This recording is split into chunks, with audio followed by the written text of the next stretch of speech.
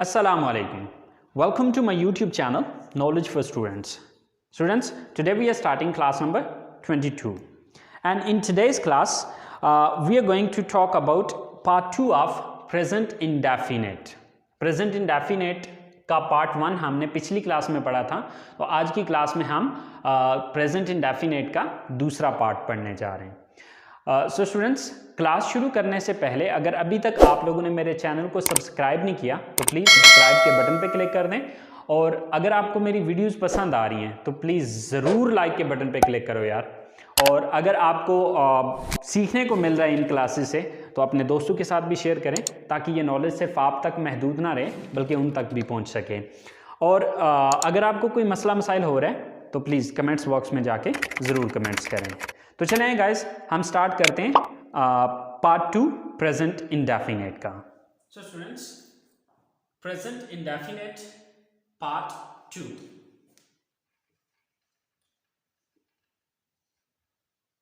ये क्या है इसका? Part 2, right. अब पार्ट 2, जैसे कि पिछली क्लास के अंदर मैंने बताया था आपको कि पार्ट 2 जो उसमें सब्जेक्ट यूज होंगे वो सब्जेक्ट होगा ही, she, it and singular noun. अच्छा, इसकी डेफिनेशन, इसकी पहचान सब कुछ सेम वैसे ही है जो कि आप पिछली क्लास में पढ़ चुके हैं। अब वहां पर जो सिर्फ फर्क आता है वो सिर्फ आता है स्ट्रक्चर के अंदर। जो डिफरेंस आ रहा है वो स्ट्रक्चर में आ रहा है। स्ट्रक्चर में डिफरेंस क्या आ रहा है? अब इस स्ट्रक्चर में यानी कि जब सब्जेक्ट ही, शी, इट या सिंगुलर नाउन होगा तो वहां पर फर्क सिर्फ इतना आएगा कि वर्ब की फर्स्ट फॉर्म के साथ एस या ईएस लगाया जाएगा, बाकी सब कुछ वही है। अगर आप पार्ट 1 की स्ट्रक्चर को देखें तो उसमें क्या था? Subject plus first form plus object.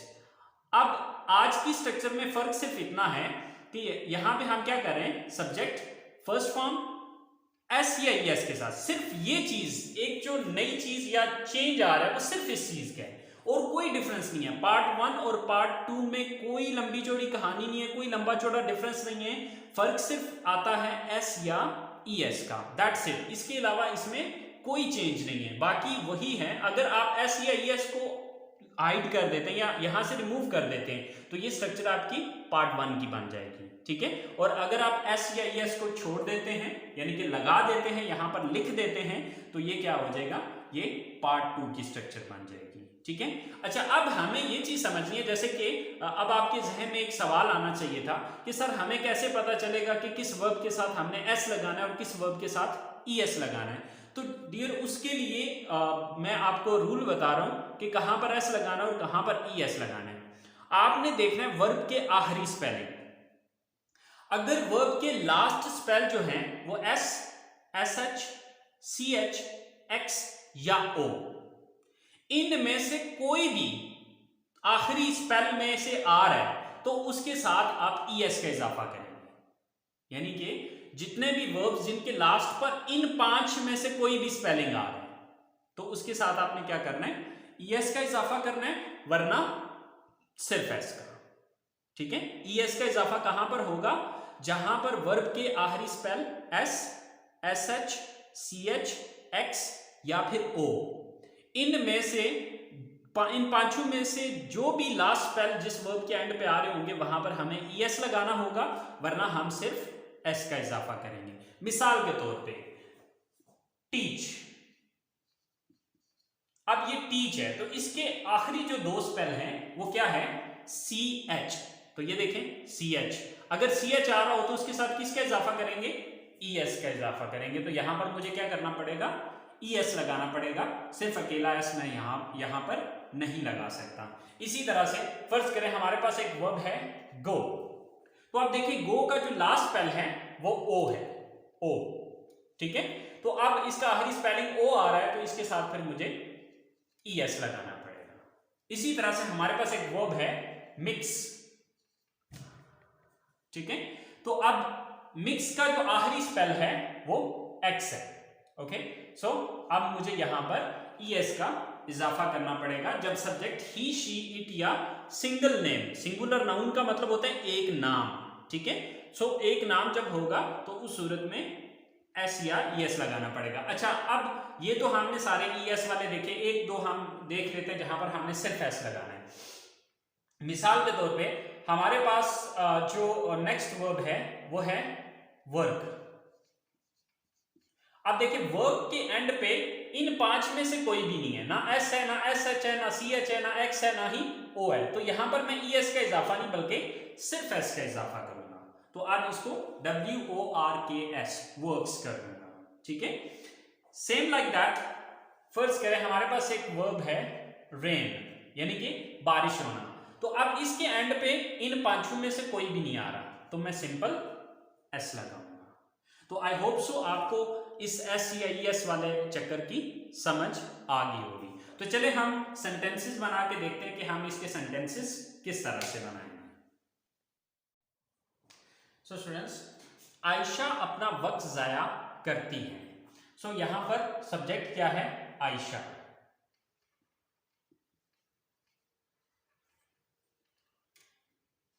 Ayesha. सो वर्ब क्या है यहां पर? वक्त जाया करना। जाया करना की इंग्लिश है वेस्ट। अब चूंकि एंड पे इन चारों में से कोई भी नहीं आ रहा तो सिर्फ मैं एस लगा दूंगा। तो आयशा वेस्ट्स, अपना वक्त जाया करती है, सो हर टाइम। सो आयशा वेस्ट्स हर टाइम। आयशा अपना वक्त जाया करती है। वो अपने भाई को मारता है। सो सब्जेक्ट कौन है? वो एक लड़का है, ही। वर्ब क्या है? काम क्या करता है? मारता है, बीट। अब देखें आखिरी स्पेल क्या है, यानी कि इन चारों पांचों में से नहीं है तो यहां पर सिर्फ एस लगेगा। सो ही बीट्स, ही बीट्स अपने भाई को, हिज ब्रदर। ही बीट्स हिज ब्रदर, वो अपने भाई को मारता है। वो किताबें खरीदती है। सो सब्जेक्ट कौन है? शी। वर्ब क्या है यहां पे? खरीदना, बाय। अब वाई जो है इनमें से नहीं है तो सिर्फ इसके साथ भी एस ही लगाएंगे। शी बाइज, क्या खरीदती है? बुक्स। शी बाइज बुक्स, वो किताबें खरीदती है। तो स्टूडेंट्स, अगर यहां पर कोई भी ऐसा वर्ब आ रहा होता जिसके आखिरी स्पेल इन में से कोई एक होता तो उसके साथ फिर मुझे ई एस लगाना पड़ता। मिसाल के तौर पे चले मैं एक एग्जांपल ले लेता हूं। जैसे कि हमारे पास एक सेंटेंस है कि वो कॉलेज जाती है, वो कॉलेज जाती है। So she go. अब देखिए इसके आखिरी स्पेल क्या है? ओ है, तो इसके साथ फिर मुझे ई एस लगाना पड़ेगा। So she goes to college, she goes to college, वो कॉलेज जाती है। सो स्टूडेंट्स, ये हमारे इसके पॉजिटिव सेंटेंसेस हैं। आई होप सो अब आपको इसकी समझ आ चुकी होगी। तो चलें अब हम इसके नेगेटिव्स को देख लेते हैं। सो स्टूडेंट्स, नेगेटिव सेंटेंसेस बनाने के लिए अब इसकी स्ट्रक्चर क्या होगी? Subject plus does not plus first form plus object. अच्छा स्टूडेंट्स, अब आपके जहन में एक सवाल आ रहा होगा, और वो सवाल क्या होगा? वो सवाल ये होगा कि सर अब वो एस या ई एस क्यों यहां से खत्म हो गया? यानी कि पॉजिटिव सेंटेंसेस के अंदर हम वर्ब की फर्स्ट फॉर्म के साथ एस या ई एस लगा रहे थे, तो यहां पे क्यों नहीं आ रहा? तो बच्चे अभी भी यहां पर भी एस या ई एस का यूज हो रहा है, लेकिन वो कहां पर हो रहा है? वो यूज हो रहा है आपके डू के साथ। अब देखिए डू का आखिरी स्पेल क्या था? ओ। तो ओ के साथ हमने ई एस का इजाफा किया, तो जब हमने डू के साथ ई एस का इजाफा किया तो ये डज बन गया, ठीक है। यानी कि जब हम फर्स्ट पार्ट का नेगेटिव पढ़ रहे थे तो उसमें हम डू नॉट यूज कर रहे थे। अच्छा, अब आप सोचे होंगे कि सर हमने ऐसा क्यों नहीं किया कि वो एस या ई एस उधर ही रहने देते। लेकिन बच्चे यहाँ पर ये चीज़ आपने याद रखनी है कि ग्रामर का ये रूल है कि ये चीज़ जो अप्लाई होती है अपने आने वाले जुमले के अंदर पहला जो वर्ब है, चाहे वो हेल्पिंग वर्ब है चाहे वो रियल वर्ब है, यहाँ पर डू जो है ये बेसिकली हेल्पिंग वर्ब के तौर पे इस्तेमाल हो रहा है, ठीक है। तो आने वाला जो भी पहला वर्ब होगा उसके साथ ये चीज़ अप्लाई होगी। इसलिए मैं चूंकि यहाँ पर पहले डू आ रहा है तो अब ये एस या यस मुझे इसके साथ लगाना पड़ेगा, वहां पर मैं नहीं लगा सकूंगा, ठीक है। तो ये बात आप देखेंगे जब हम पॉजिटिव सेंटेंसेस को डिस्कस कर रहे थे तो पॉजिटिव सेंटेंसेस में डू नहीं आ रहा था, यानी कि सब्जेक्ट के फौरन बाद हमारे पास फर्स्ट फॉर्म आ रही थी। इसलिए हमने इसके साथ SEIS का इजाफा किया था, ठीक है। लेकिन अब जब हम इसका नेगेटिव बना रहे हैं तो नेगेटिव बनाने के अंदर हमारे पास डू आ रहा है, यानी कि सब्जेक्ट के फौरन बाद डू आ रहा है, तो जो डू हेल्पिंग वर्ब है इसके साथ हम अब ES का इजाफा कर रहे हैं। S या ES का इजाफा करना था, लेकिन यहां पर सिर्फ ES का इजाफा हो पाएगा। क्यों? क्योंकि इसके आखिरी स्पेलिंग जो डू के हैं वो O है, तो O वाले स्पेलिंग जहां पे एंड, जहां पे जिस सेंटेंस जिस वर्ड का एंड जो है वो O पे हो रहा हो उसके साथ हम S नहीं लगा सकते बल्कि ES लगा सकते हैं, ठीक है। तो इसलिए हमने इसको डू की बजाय डज कर दिया और वहां से वो S या ES का चक्कर खत्म हो गया। क्यों खत्म हो गया? क्योंकि वो ऑलरेडी यहां पर हम कर चुके हैं, ठीक है। तो हमारे पास पहला सेंटेंस है वो कपड़े सिलाई नहीं करता है। सो सब्जेक्ट कौन है? वो, यानी कि वो एक लड़का, ही। देन डज नॉट, सिलाई करना, वो क्या है यहाँ पे? सिलाई करना। सिलाई करना की इंग्लिश जो है वो स्टिच भी होती है और सीव भी होती है, आप दोनों में से जो मर्जी यूज कर लें। सीव, ही डज नॉट सीव, क्या सिलाई नहीं करता है? कपड़े, the clothes. He does not sew the clothes, वो कपड़े सिलाई नहीं करता है। सेकंड सेंटेंस है हमारे पास, सोनिया अपनी अम्मी की मदद नहीं करती है। सो सब्जेक्ट कौन है? Sonia. Then does not,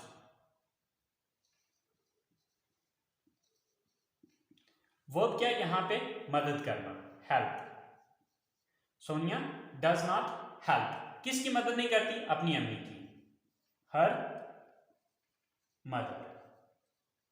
so Sonia does not help her mother. इसी तरह से लास्ट सेंटेंस है हमारे पास, वो अपनी पढ़ाई पर तवज्जो नहीं देती है। सो वो लड़की, यानी कि सब्जेक्ट कौन है? वो एक लड़की है, she. Then does not, verb क्या है यहां पे? तवज्जो देना, concentrate. She does not concentrate, किस पर तवज्जो देने की बात हो रही है? अपनी पढ़ाई, her studies. So she does not concentrate on her studies. She does not concentrate on her studies. वो अपनी पढ़ाई पर तवज्जो नहीं देती है।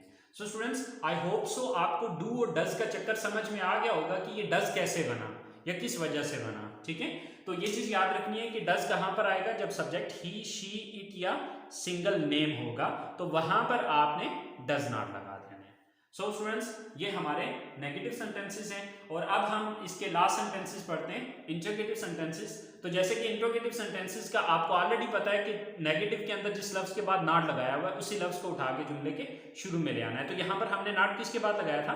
डज के बाद। तो इसी डज को उठा के सेंटेंस के शुरू में लगाएंगे तो ये इसका इंट्रोगेटिव बन जाएगा। तो चलिए आइए देखते हैं इसके interrogative sentences.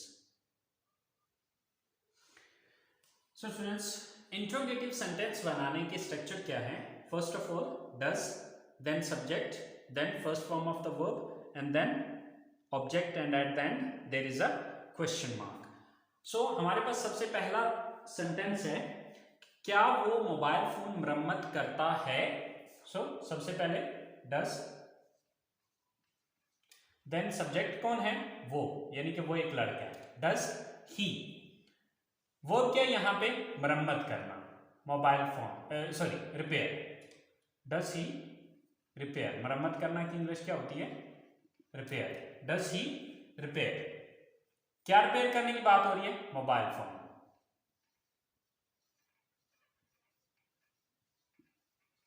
So does he repair mobile phone, क्या वो मोबाइल फोन रिपेयर करता है? सेकंड सेंटेंस है, क्या वो अपने बड़ों से बदतमीजी करती है? सबसे पहले डज, सब्जेक्ट कौन है? वो एक लड़की, शी। डज शी, वर्ब क्या है यहां पे? बदतमीजी करना, मिसबिहेव। डज शी मिसबिहेव, किसके साथ मिसबिहेव करती है? अपने बड़ों के साथ, with her elders. So does she misbehave with her elders? क्या वो अपने बड़ों के साथ बदतमीजी करती है?